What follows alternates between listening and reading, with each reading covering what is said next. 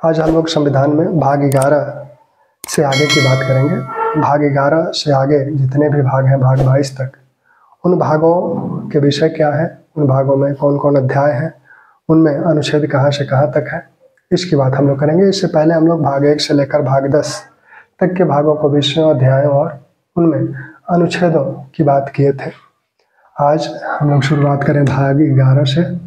भाग 10 तक की बात हो गई है। भाग 11 का विषय क्या है? भाग 11 का विषय है केंद्र राज्य संबंध, relation between the union and the states. केंद्र राज्य संबंध, केंद्र राज्य संबंध, relation between the union and the states. इसमें केंद्र राज्य संबंध में दो प्रकार के संबंधों की बात भाग 11 में की गई है। एक तो विधायी संबंधों की और दूसरी प्रशासकीय संबंधों की। तो जो विधायी संबंध है, अध्याय 1 विधायी संबंध, लेजिस्लेटिव रिलेशन, विधायी संबंध। विधायी संबंधों इस अध्याय के अनुच्छेद जो है, अनुच्छेद 244 तक हम लोग बात कर चुके थे। 244 से आगे 245 से लेकर 255 तक, 245 से लेकर 255 तक के अनुच्छेद विधायी संबंधों की व्याख्या करते हैं कि केंद्र और राज्य, यूनियन और स्टेट के बीच किस प्रकार के विधायी संबंध होंगे। जैसे 245 कहता है कि ये केंद्र, संघ या राज्य जो कानून बनाएंगे उनका विस्तार कहाँ तक होगा, उनका विस्तार कहाँ तक होगा। तो उसमें कहा गया कि संघ द्वारा बनाए गए कानून का विस्तार पूरे भारत तक होगा और राज्य द्वारा बनाए गए कानून का विस्तार उसके अपने राज्य क्षेत्र तक होगा। वैसे ही 246 क्या बताता है? 246 कहता है कि संघ किन विषयों पर कानून बना सकता है, राज्य किन विषयों पर कानून बनाएंगे, उनके विषय क्या है, किन किन विषयों पर संघ कानून बना सकता है और किन किन विषयों पर राज्य कानून बना सकता है। तो 246 ही कहता है कि 7वीं अनुसूची दी गई है, उसमें 3 लिस्ट दिए गए हैं। 7वीं अनुसूची दी गई है, उसमें 3 लिस्ट दिए गए हैं। एक संघीय सूची है, दूसरी प्रांतीय सूची है, तीसरी समवर्ती सूची है। तो जो संघीय सूची है, उस सूची में जितने विषय हैं उन सभी विषयों पर संघ कानून बनाएगा, और जो प्रांतीय सूची है, उस सूची में जितने विषय हैं उन सभी विषयों पर राज्य कानून बनाएंगे। और जो समवर्ती सूची है, उस पर दोनों कानून बना सकते हैं।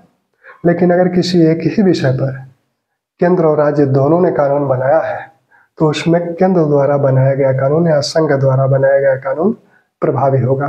तो इसी प्रकार की बातें इसमें की गई है। फिर राष्ट्र के संदर्भ में 249, जिसमें राज्यसभा को संसद से कुछ ज़्यादा शक्ति, लोकसभा से कुछ ज़्यादा शक्ति दिखती है 249 में। फिर 250 की बातें की गई है कि आपात के समय में क्या केंद्र संघ राज्य के विषयों पर कानून बना सकता है कि नहीं। तो इसका डिटेल हम लोग आगे करेंगे।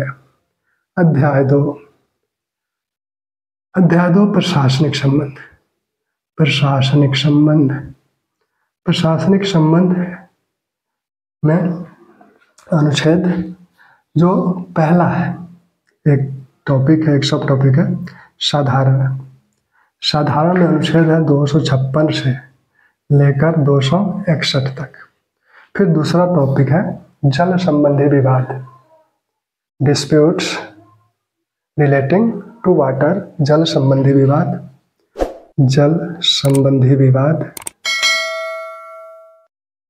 इससे संबंधित एक अनुच्छेद है 262। फिर दूसरा टॉपिक है जो coordination between states, coordination between states यानी राज्यों के बीच समन्वय।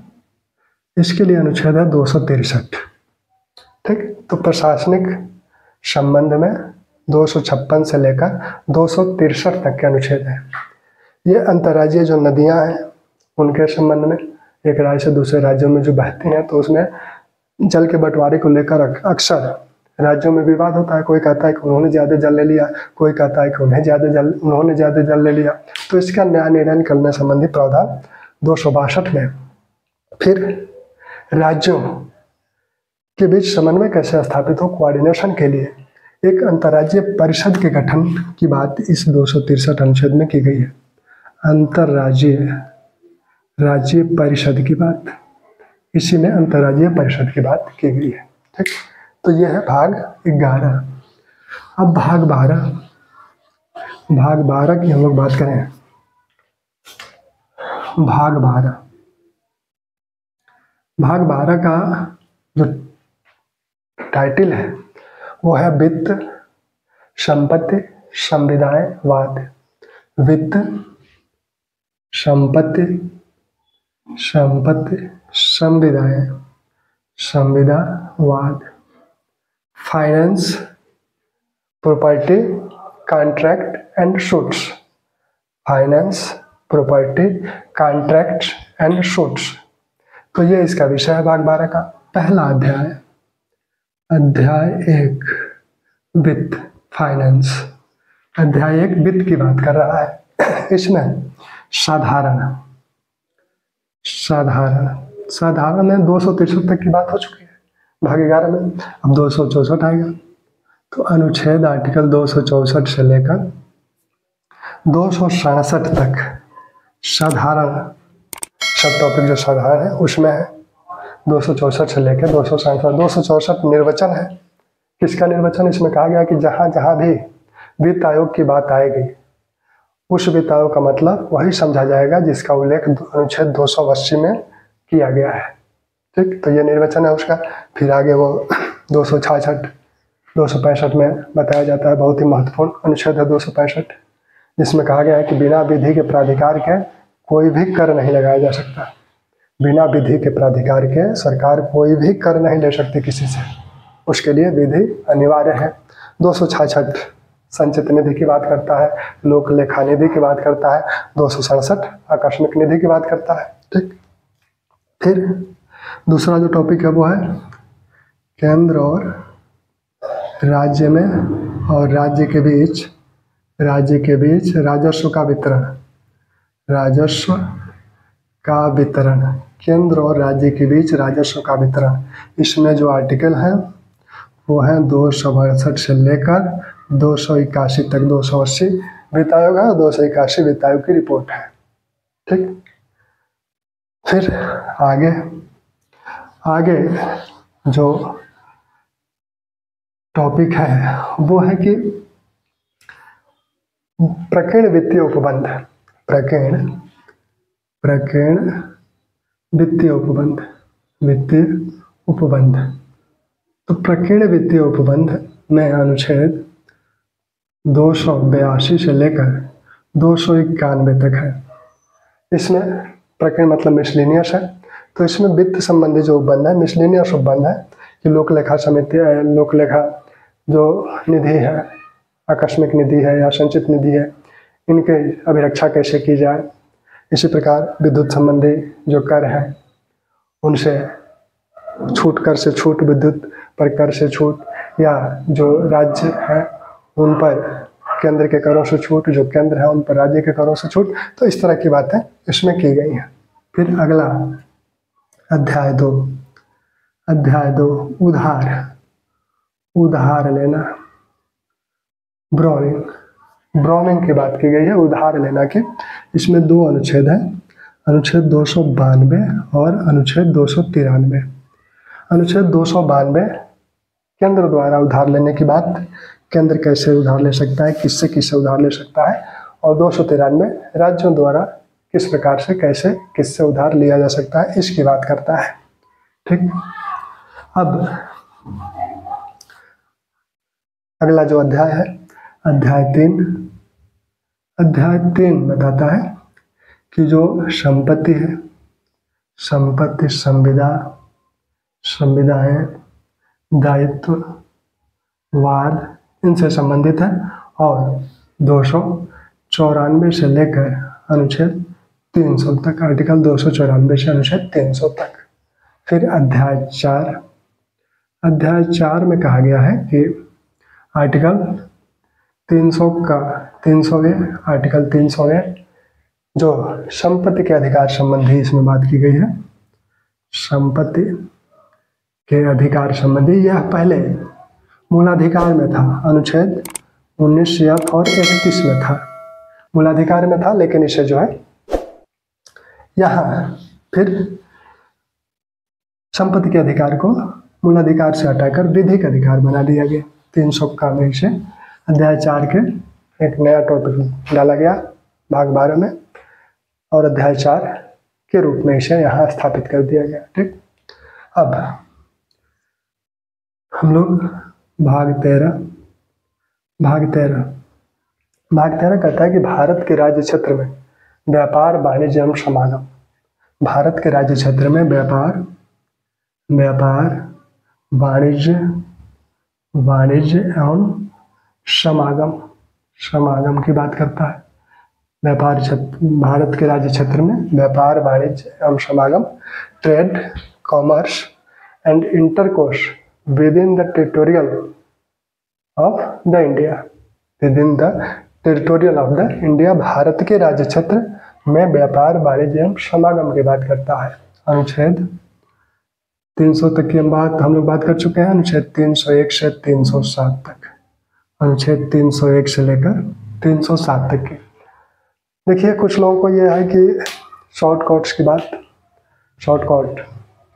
देखिए, ज़िंदगी में अगर आपके लक्ष्य ऊंचे हैं तो वहाँ शॉर्टकट का कोई मतलब है नहीं। शॉर्टकट से वो लक्ष्य नहीं प्राप्त किए जा सकते। और कितने फार्मूले बनाएंगे आप, जब तक आपको फंडामेंटल्स नहीं पता होंगे तब तक आप फार्मूले बनाकर चाहे कि मेरी नैया पार हो जाए तो यह असंभव है, ऐसा होता नहीं है। ठीक, तो इसलिए शॉर्टकट के चक्कर में ना पड़े और अपना जो समय, इसमें से अधिकांश लोग ऐसा है कि 2 घंटा 2.5 घंटा तक रील्स में बिता देते हैं। तो जो भी विद्यार्थी, जो भी कंप्यूटर 2.5 से 3 घंटा रील्स में बिता देता है, उसका सिलेक्शन नहीं होगा, ये हमसे लिख के रखवा लीजिए। नामुमकिन है सिलेक्शन होना, क्योंकि सिलेक्शन आपसे त्याग मांगती है, ऐसे नहीं वो देती है। ठीक, तो इसका ध्यान रखिएगा। भाग 14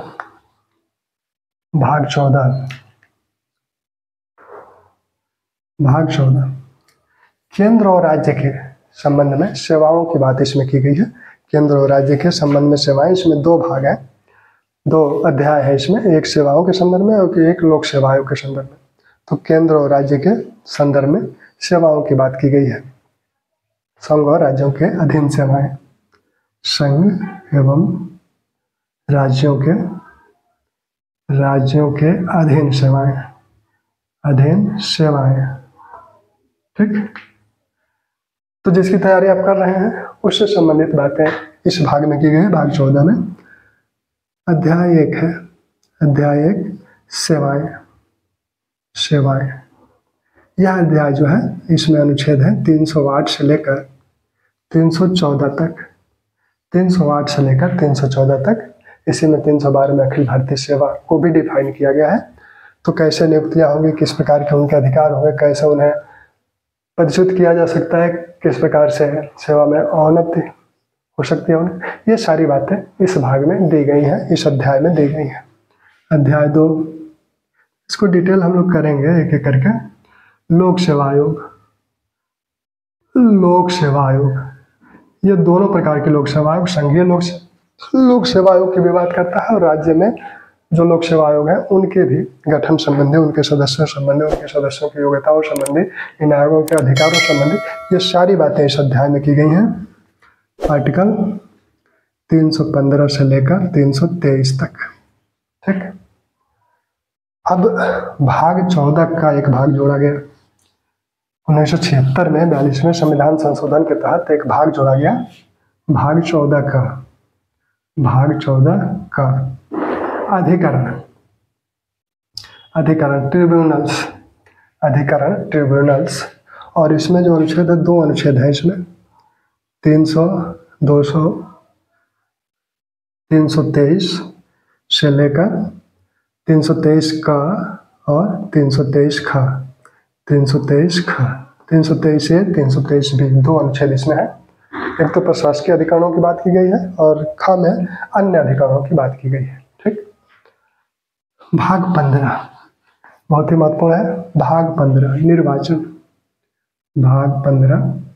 निर्वाचन, इलेक्शन, निर्वाचन। इसमें अनुच्छेद है 324 से लेकर 329 तक। 324 में बताया गया है कि निर्वाचन आयोग निर्वाचनों का क्या करेगा, अधीक्षण करेगा, निर्देशन करेगा और नियंत्रण करेगा। ये शक्तियां निर्वाचन आयोग में दी गई हैं। 325 कहता है कि धर्म, जाति, लिंग आदि का कोई भेद नहीं किया जाएगा वोटिंग के संदर्भ में। 326 वयस्क मताधिकार की बात करता है। तो इस तरह की बातें इस भाग में की गई हैं, निर्वाचन संबंधी सभी बातें इस भाग में की गई हैं, तो उसको हम लोग देखेंगे। भाग 15 है भाग 16। भाग 16 कुछ वर्गों के लिए विशेष उपबंध, कुछ वर्गों के लिए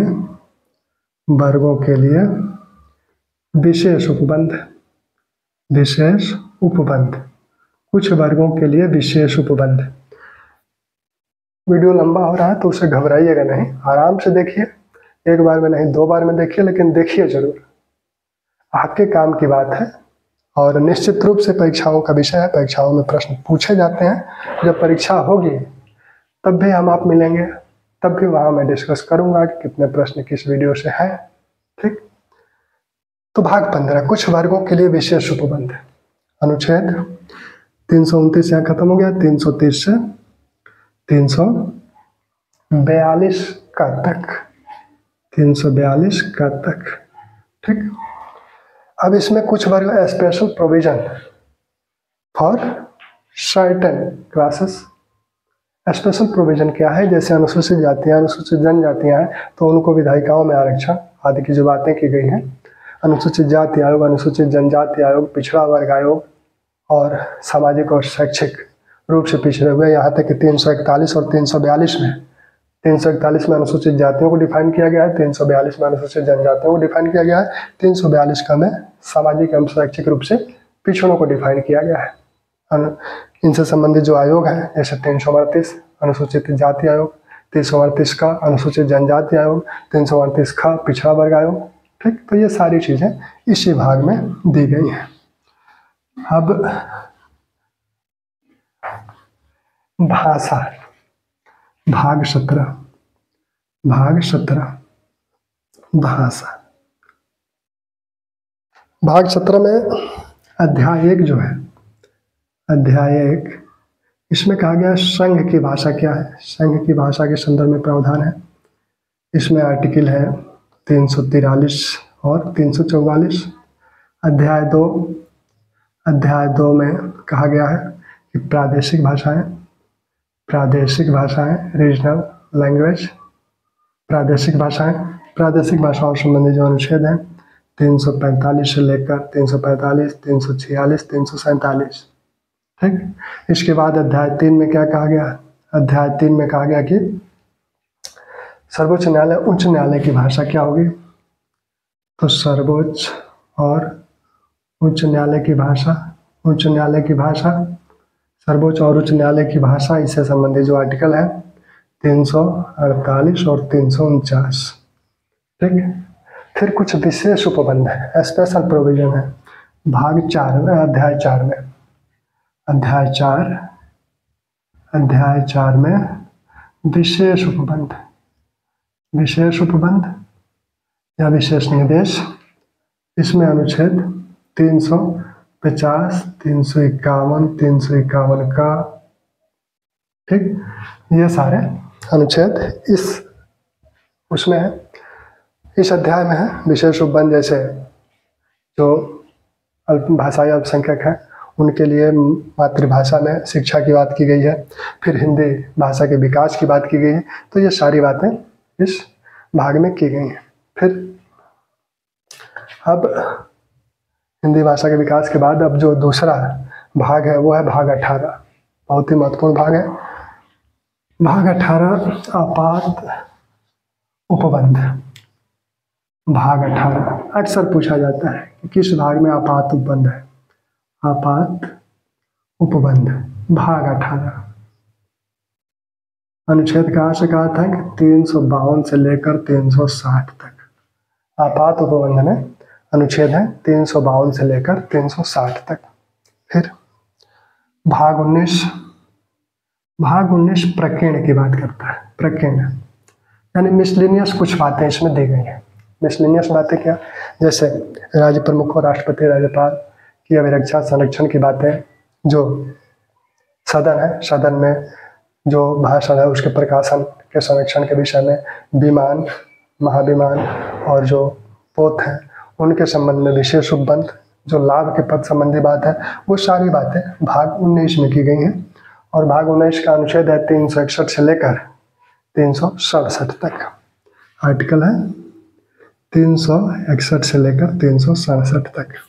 ठीक, अब भाग 18। भाग 18 संविधान संशोधन, बहुत ही महत्वपूर्ण भाग है। भाग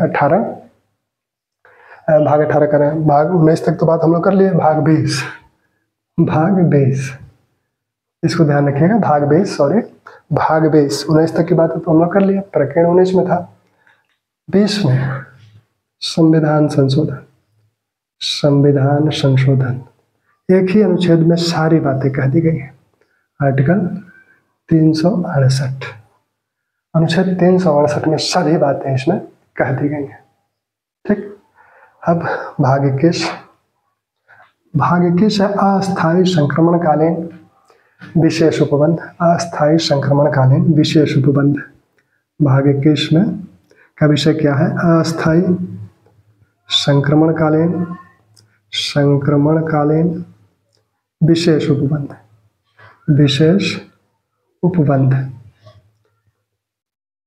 कुछ अस्थायी रूप से प्रावधान जो किए गए थे उनके संदर्भ में बातें की गई। विशेष उपबंध कुछ राज्यों के संदर्भ में विशेष उपबंधों की जो बातें की गई हैं उस संबंध में, यानी 369 से लेकर 392 तक इस भाग में अनुच्छेद है।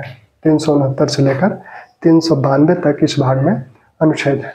फिर भाग 22 का नाम जो है, उसका जो टाइटल है, संविधान का संक्षिप्त नाम, प्रारंभ, हिंदी में प्राधिकृत पाठ और निरसन।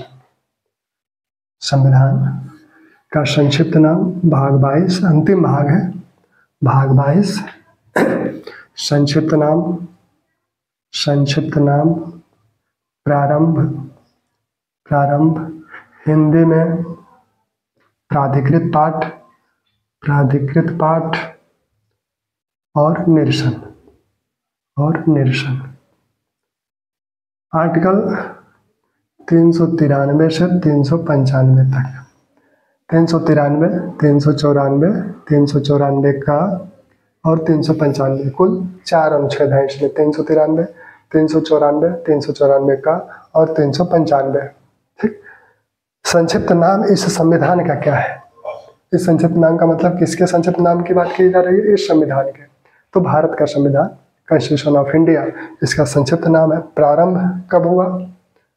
तो 26 नवंबर 1949 को जब बन गया ये, तो उस दिन 15 अनुच्छेद जो तुरंत प्रभावी कर दिए गए, शेष संविधान को 26 जनवरी 1950 को प्रभावी किया गया। तो उसकी बातें की गई है। हिंदी में प्राधिकृत पाठ की बात की गई है, जो 98 संविधान संशोधन द्वारा जोड़ा गया। 394 का और निरसन, किसका निरसन किया जाए? तो निरसन में कहा गया कि जो भारत सरकार अधिनियम 1935 है, जो स्वतंत्रता अधिनियम है, और इसके पहले के जितने भी अधिनियम है, पृथ्वी पर अधिनियम को छोड़कर, वो सभी निरसित किए जाएंगे। इसकी बात की गई। ठीक, आगे हम लोग अनुसूचियों की बात करेंगे।